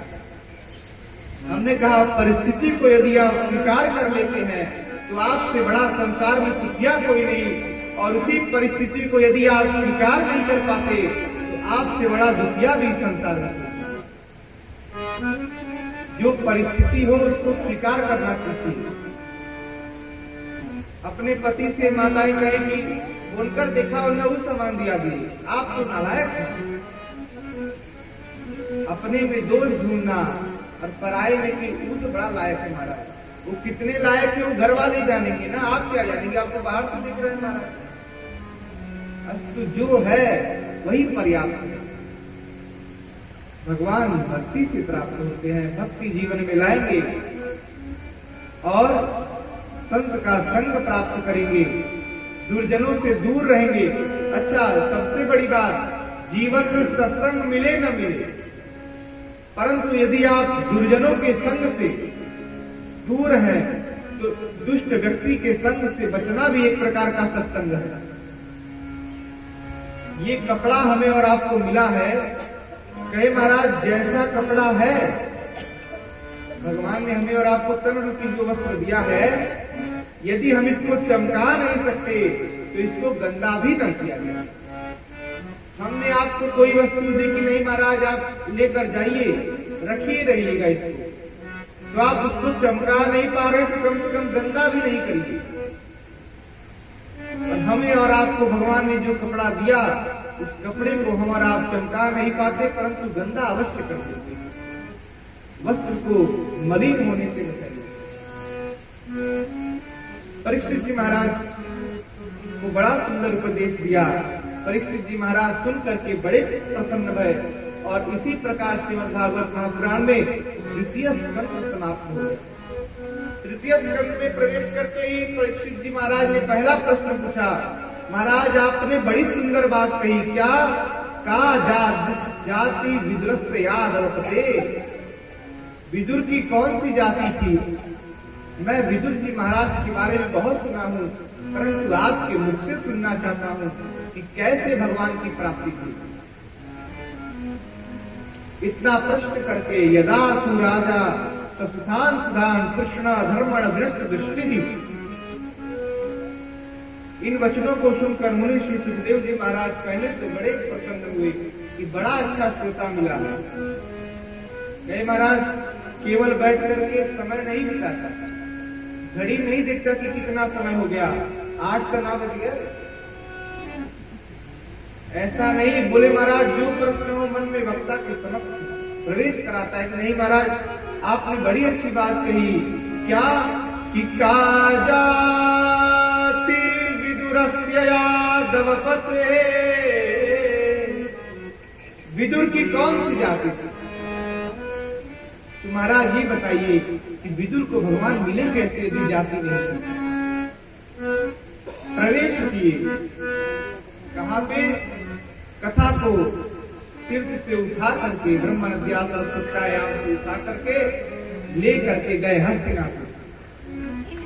हस्तिनापुर में धृतराष्ट्र जो जन्मांध है, जन्म से भी अंधा है और कर्म से भी अंधा धृतराष्ट्र। कहे महाराज एक बार विदुर जी महाराज बिठा करके समझा रहे हैं, कहे आप युद्ध की परिकल्पना करते हैं महाराज, आपके समस्त पुत्र मारे जाएंगे, पांडव कोई कमजोर नहीं है, जिसके साथ स्वयं श्री कृष्ण चंद्र खड़े हो उसकी सेना कभी कमजोर नहीं हो सकती महाराज। परंतु पांडव अपने शक्ति का अपने बल का दुरुपयोग नहीं करना चाहते। अस्तु अधिक नहीं मांग रहे, 5 ही गांव तो मांग रहे हैं, दे दीजिए। परंतु धृतराष्ट्र के मन में इतना कुटिष्ट, इतना कलह भरा हुआ है।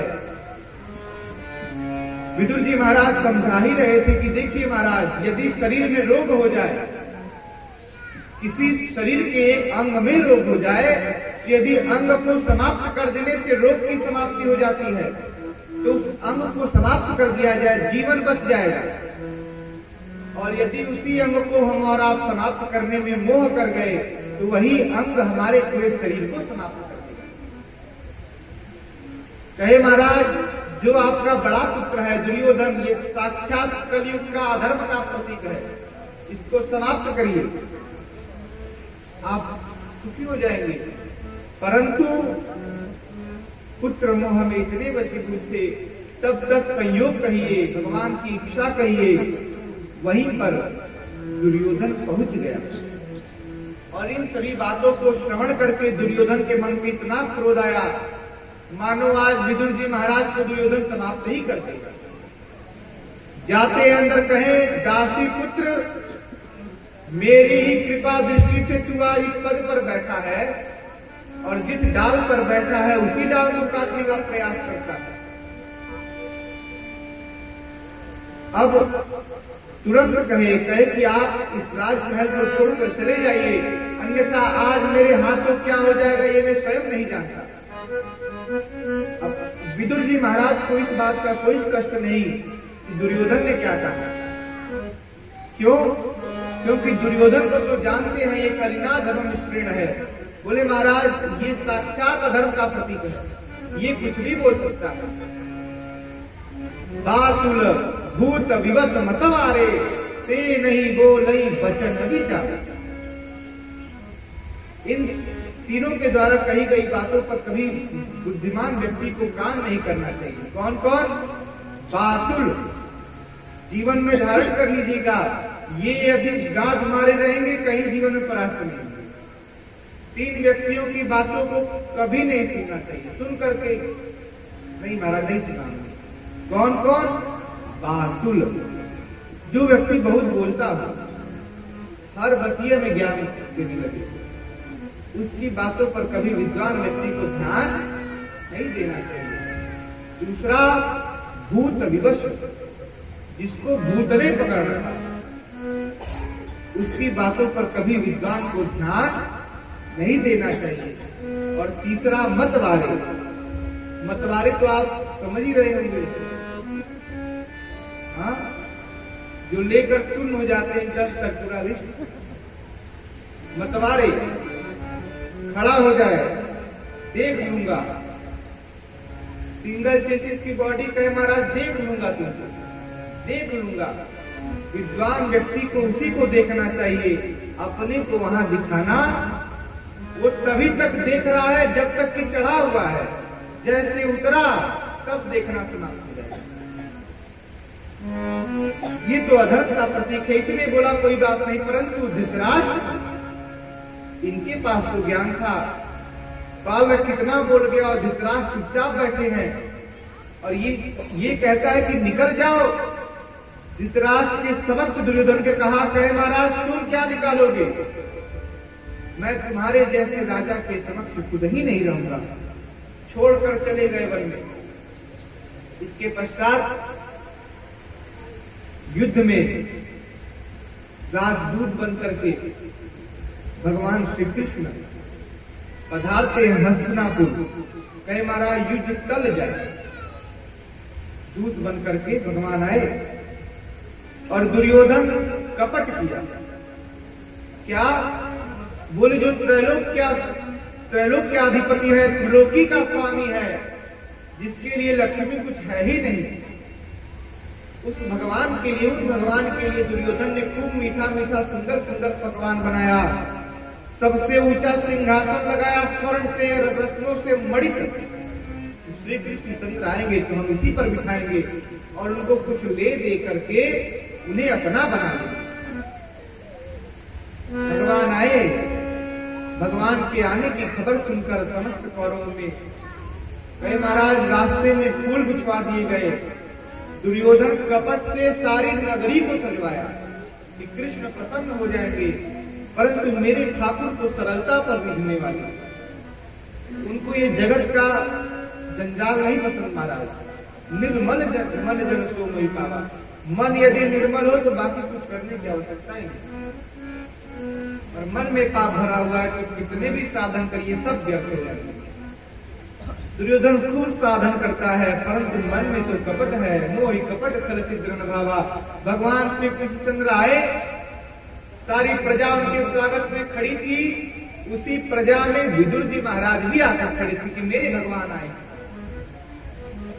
और भगवान को देखकर विदुर जी महाराज की आंखों से अश्रु प्रवाहित होने लगे। देखिए, अश्रु वही प्रवाहित होते हैं जहां पर आपकी इसका काम समाप्त हो जाए। अश्रु वही प्रवाहित होते हैं जहां पर इसका काम, आपकी जीवा बोलना तो चाहे परंतु आपके पास शब्द ही नहीं बचे कि मैं बोलूं। जब हृदय से उत्तेजना होती है तब व्यक्ति अश्रुपात करता है। विदुर जी महाराज आज मेरे ठाकुर को देखकर रोने लगे। विदुर जी महाराज जुदन कर रहे हैं कि क्या भगवान मुझे नहीं देखेंगे, क्या भगवान इस दुखियारे भक्त को भूल गए। मन में ऐसा विचार कर रहे हैं। तब तक मेरे ठाकुर रथ पर से देखते हैं विदुर जी महाराज को, और जैसे भगवान ने विदुर जी को देखा, देखिए संसार में दो व्यक्ति यदि आप पर निगाह कर ले, बाकी किसी की आवश्यकता ही नहीं पड़ती। पहले मेरे भगवान की निगाह हो जाए। भगवान ने देख लिया, उसके बाद कोई देखे न देखे कोई बात नहीं आ रहा। भगवान ने नहीं देखा, बोले यदि आपकी माता ने भी आपको प्रेम से देख लिया तब भी आपका उद्धार हो। यदि मां का दुलार मिल जाए तब व्यक्ति को किसी की आवश्यकता नहीं। भगवान ने देखा विदुर जी महाराज को। विदुर जी महाराज तुरंत इशारों में भगवान ने कह दिया कि जाओ घर पर भोजन की तैयारी करो। मैंने तुम्हें एक बार वचन दिया था कि आपके घर भोजन करूंगा। आज श्री कृष्ण आएगा आपके। विदुर जी महाराज भगवान के इस इशारे को समझ गए। विदुरानी भी वहीं पर खड़ी थी। विदुरानी को तुरंत भेजा, बोले महाराज घर में जाओ, तुरंत चौका इत्यादि सही करो, जितना स्थान है सबको गोबर से लीप दो। आज मेरे ठाकुर मेरे घर में प्रवेश करेंगे, चौक पुर लो, तब तक मैं बाजार से मिष्ठान इत्यादि फल इत्यादि लेकर आता हूं। भगवान पहुंचे दुर्योधन के समक्ष। दुर्योधन ने पहले तो खूब प्रेम से बनावटी प्रेम दिखाया, परंतु कुछ समय बाद कुछ ऐसा शब्द कह दिया, भगवान को नापसंद हो गया। इसके पश्चात दुर्योधन ने भगवान को निमंत्रित किया, 56 भोग बनवाए थे। स्वर्ण के थालियों में, रत्नों से मड़ी थालियों में भगवान के लिए भोग निकलवाया। कहा चलिए महाराज भोजन करिए। भगवान ने तुरंत मना कर दिया। क्यों? बोले दुर्योधन आपके यहां मैं भोजन तो कर लेता, परंतु आज मुझे निमंत्रण कहीं और मिला है। कहां पर मिला है? बोले विदुर के यहां। विदुर का नाम सुनते ही मानो दुर्योधन के जल, क्रोध रूपी जल से अग्नि में किसी ने घृत का काम कर दिया। भगवान तुरंत सभा को छोड़ करके विदुर के घर पर पहुंचे, जहां पर विदुर की कुटिया है। विदुर जी महाराज के यहाँ पहुंचते हैं। विदुरानी ने देखा, अभी विदुरानी स्नान कर रही थी। भगवान को भोग लगाना है तो स्नान आवश्यक है। स्नान कर ही रही थी, तब तक मेरे ठाकुर द्वार पर पहुंच गए। और जैसे विदुरानी को पता लगा अभी अर्ध स्नान ही हुआ था, और अर्ध स्नान में ही जाकर किवाड़ खोला और भीगे हुए वस्त्रों में ही ठाकुर को पकड़ कर लाई और अपने चौक जहां पर पूरे पूर कर रखी थी पीढ़े पर विश्रामित कराई। बाल खुले हुए हैं, शरीर से जल की बूंदें टपक रही हैं, पूरा घर गीला हो गया हमारा। भगवान आए, आसन पर विराजमान हुए। इसके बाद अभी विदुर जी महाराज को आने में जरा सा देर हो गई, और विदुरानी के घर पर फल पड़े हुए थे, केले, और विदुरानी बैठ गई मेरे माधव के समक्ष और उन्हीं केलों को खिलाने का प्रयास करने लगी, खिलाने लगी अपने हाथों से कि मेरे ठाकुर भोग पाएंगे आज। अब विदुरानी प्रेम में इतनी मग्न हो गई कि केले को छीलती हैं और केले में जो भोज्य पदार्थ है उसको फेंक देती है, और केले के छिलकों को भगवान को खिला रही है। और भगवान भी बड़े प्रेम से, क्योंकि भगवान का आशय है, अरे भाव का भूखा हूं मैं, भाव ही आधार है, और भाव से मुझको भजो तो भव से बेड़ा पार है, भाव का भूखा हूं मैं। भगवान भाव के भूखे हैं। विदुरानी केले के छिलकों को खिलाई जा रही हैं, भगवान निराशक्त होकर के उस छिलकों को पा रहे हैं। अभी पाया ही था, तब तक विदुर जी महाराज दरवाजे पर आ गए, मिष्ठान इत्यादि लेकर। देखते हैं विदुरानी कहे, भगवान को क्या पाने के लिए देती हो? अरे क्या पाने के लिए? मैं तो भगवान को केला खिला रही हूँ। कहे महाराज केला है कि केले का छिलका है? विदुरानी देखी, पहले तो खूब ग्लानि हो गई। क्षमा करिएगा माधव, आप पहले तो इस गरीब की कुटिया में आए और इस कुटिया में भी मैंने आपको छिलका खिला दिया। भगवान ने कहा, अरे भाई आपके छिलकों का भी स्वाद एकदम मिष्ठान की तरह आ रहा था। क्यों? क्योंकि आपके भाव रूपी रस से ये केले का छिलका भी आज तीता से मीठा हो गया। समय ना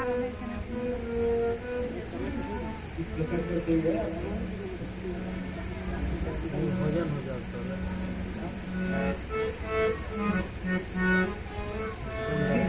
कहे महाराज हमारे और आपके पास विदुर इतनी गरीबी तो नहीं है। विदुर से गरीब है हम, और आप कुटिया में रहते हैं। जब माधव आए तो बाजार से सामग्री लाए तभी भोजन बनेगा, नहीं घर में कुछ था नहीं। जंगल से फल इत्यादि तोड़कर लाए थे, वही था। और हम और आप रोते हैं कि हमारे पास कुछ नहीं। कहते हैं ना, भगवान के पास जाकर आरती में तो कहते हैं, अरे तन मन धन सब कुछ है तेरा, स्वामी सब कुछ है तेरा, तेरा तुझको अर्पण प्रभु का, प्रभु को क्या लागे मेरा, ओम जय जगदीश हरे। कहते तो ये है भगवान के सामने खड़ा होकर, और ध्यान कहाँ है? बोले चप्पल न चोरी हो जाए, है ना ध्यान? कई लोग मिले ना महाराज, कथा ना सह, क्यों नहीं सहता? हम कथा कह रहे थे परम पावनी काशी में, तो एक यजमान आई, कहते महाराज आपको कथा हमने सहल ना। क्यों? हमने कहा आप एक दिन आई थी, 2 दिन आई, 3 दिन आई, चौथे दिन से गायब हो गई। फिर पूर्णाहुति सत्र में मिली हमसे, कहे महाराज आपकी कथा हमें 3 दिन तो सही, चौथे दिन दी। हमके क्या हो गया माई? कहे आपके यहाँ आने से पहले तो मेरा चप्पल टूट गया, तीसरे दिन, चौथे दिन मैंने बड़ा सुंदर चप्पल खरीदा, 750 का महाराज, कितने का? और आई आपकी कथा में, और कथा में से चप्पल गायब हो गया। तब से मैं समझ गई कि कथा नहीं करती। ऐसा क्यों नाम है लेकिन कथा ना सहज?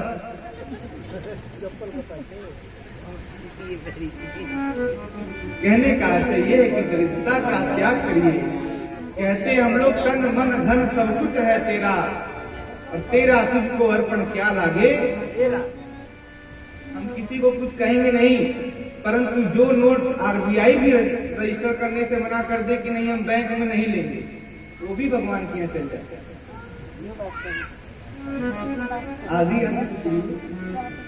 जो है वही, हम ऐसा नहीं करते, जो है उतना ठीक है, परंतु ध्यान कहते तो ये है, मुख से तन मन धन सब कुछ है तेरा, पर मन में क्या चलता है?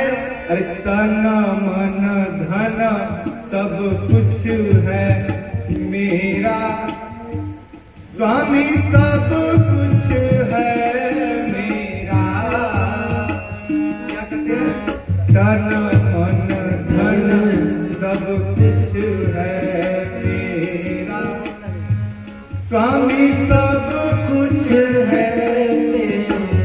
हमारा आपका तो बस नहीं चलत, नहीं योग है यार, जो बाकी किए हो अभी देने के लिए, मेरा मुझको दे दो, मेरा मुझको दे दो, क्या लागे तेरा, ओ जय जगदीश हरे।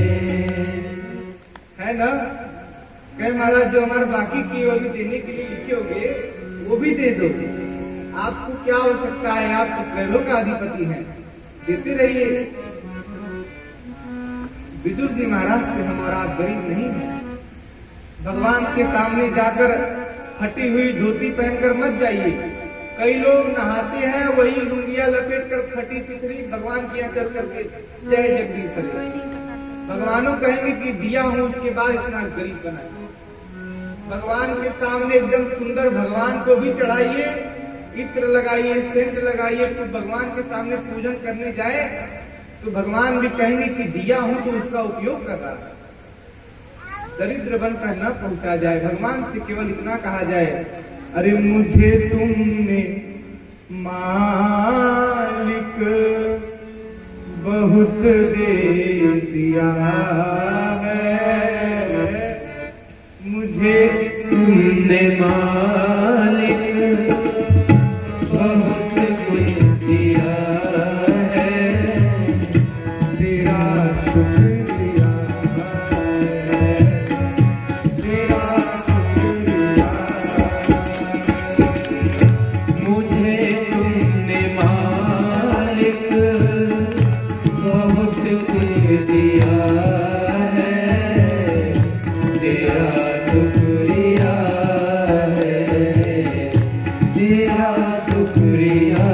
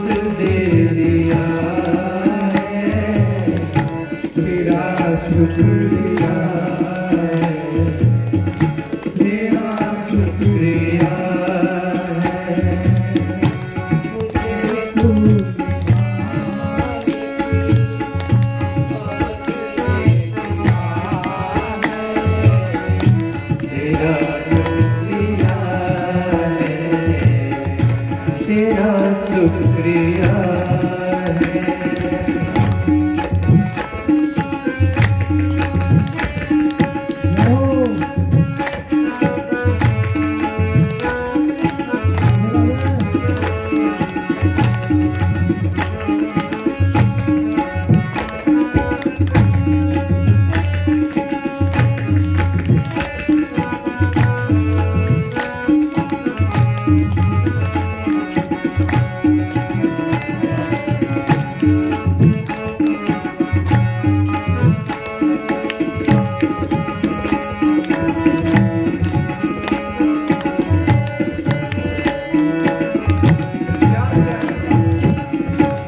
भगवान ने दिया क्या है?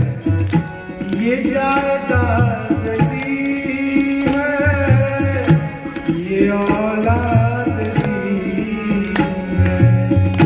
ये जायदाद दी है, ये औलाद दी है। मुसीबत में हर वक्त इमदाद दी है। मुसीबत में हर वक्त इमदाद दी है। तेरा ही दिया मैंने आया दिया है, तेरा ही दिया मैंने खाया पिया है। तेरा शुक्रिया है, तेरा शुक्रिया है। मुझे तुमने मालिक बहुत कुछ दिया है। तेरा शुक्रिया है, तेरा शुक्रिया है।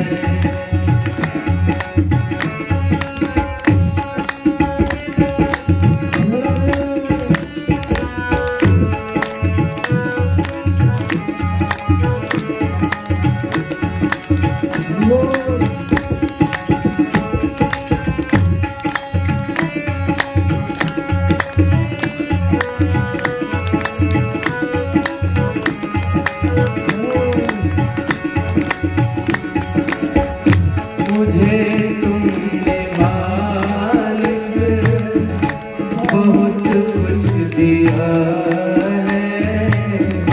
तेरा शुक्रिया है, तेरा शुक्रिया। न मिलती अगर दी हुई दाद तेरी, न मिलती हुई दाद तेरी, तो क्या थी जमाने में औकात मेरी। तो क्या थी जमाने में औकात मेरी। ये बंदा सहारे तेरे ही दिया है। ये बंदा सहारे तेरे ही दिया है। तेरा शुक्रिया है, तेरा शुक्रिया है। मुझे तुमने दाता बहुत कुछ दिया है।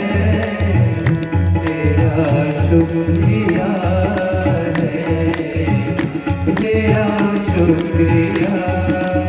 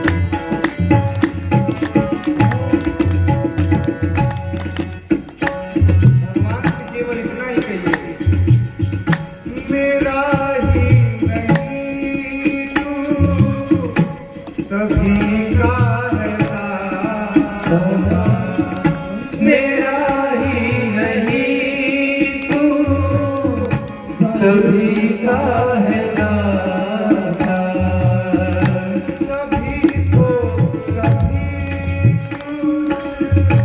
है देता दिलाता, सभी को सभी कुछ है देता दिलाता, जो खाली खाता मन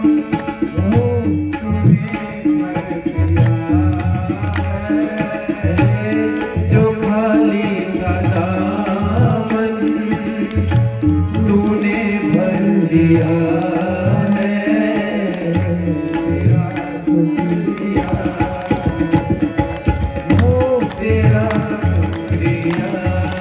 है, मुझे तुमने मालिक बहुत कुछ दिया है, तेरा शुक्रिया है, तेरा शुक्रिया है।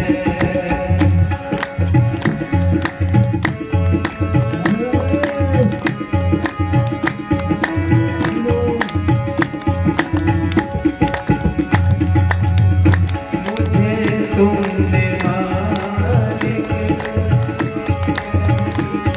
दिया है, तेरा तेरा शुक्रिया है।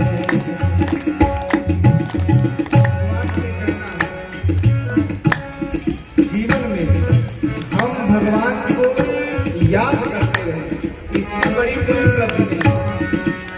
हम यदि भगवान को नहीं याद कर सकते, भगवान से प्रार्थना किया जाए, भगवान मैं भूल जाऊं, आप बालक समझ करना चाहिए।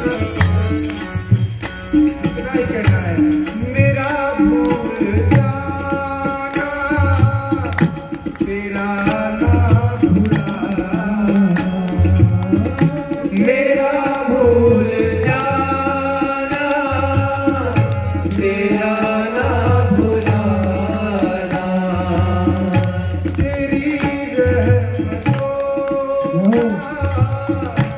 नहीं है ठिकाना, तेरी रहमतों का नहीं है ठिकाना, तेरी इस मोहब्बत ने पागल किया है,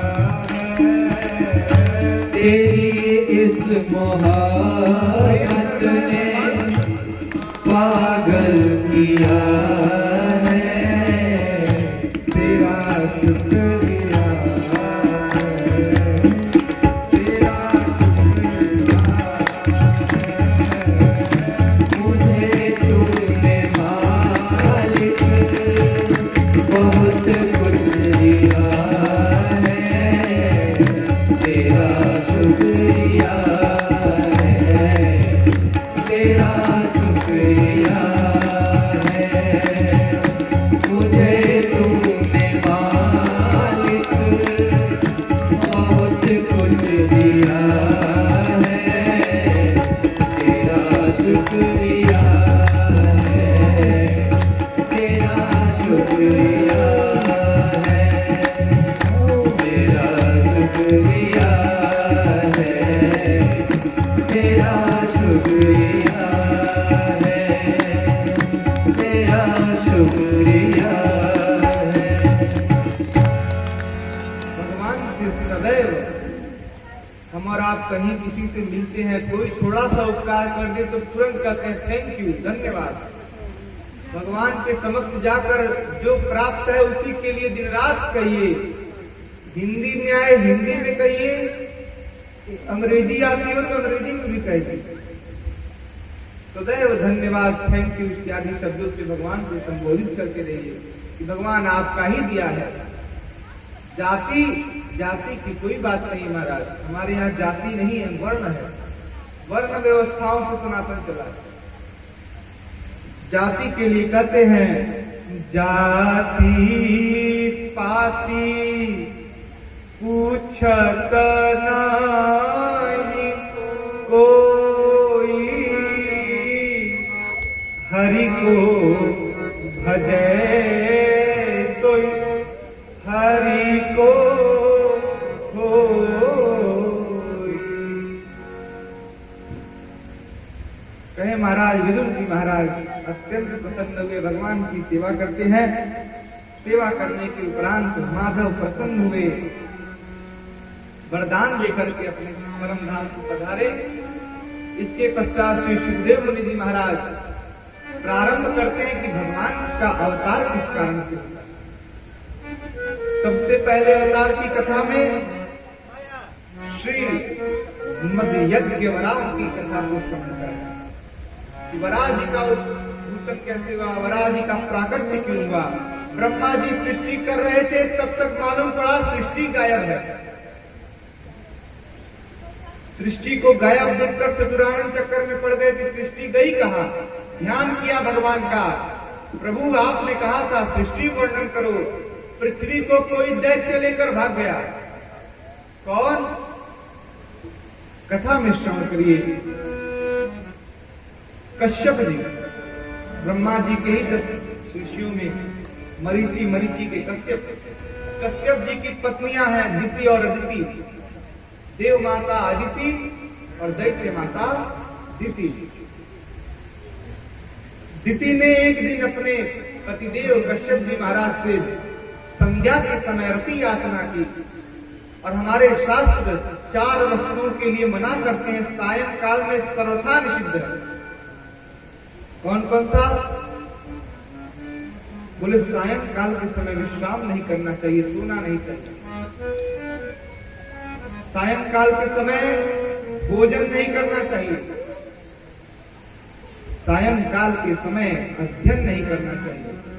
सायंकाल विवर्धिते, सायंकाल के समय क्या क्या नहीं करना चाहिए?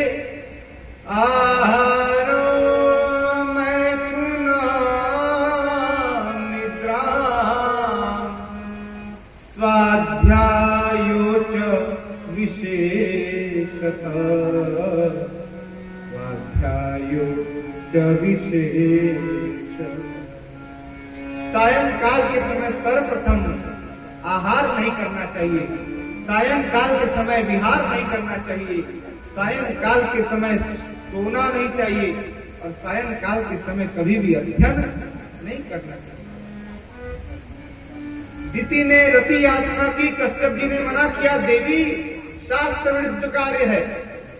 परंतु दिति ने माना नहीं। कश्यप जी ने इच्छा की पूर्ति की। परिणामस्वरूप कश्यप जी ने कहा आपने माना नहीं दिति, रति याचना की, रति तो आपकी पूर्ण हो गई, परंतु मैं कहता हूं आपकी संतान से 2 भयानक आतंकवादी पैदा होंगे, 2 दैत्य उत्पन्न होंगे। परिणामस्वरूप इसी डर से दिति माता ने 100 वर्षों तक तो बालकों को गर्भ में ही रखा। न होंगे न आतंकवाद बचाएंगे महाराज। परंतु कब तक रोकती? उन दैत्यों का तेज दिति माता के गर्भ में दिन प्रतिदिन बढ़ता ही जाता। देवता देख करके घबराए, देवता घबराए, दौड़ करके गए ब्रह्मा जी के पास। ब्रह्मा जी ने कहा देखो जो होना है तो होता है, देखा जाए। 100 वर्ष बाद 2 भयंकर महान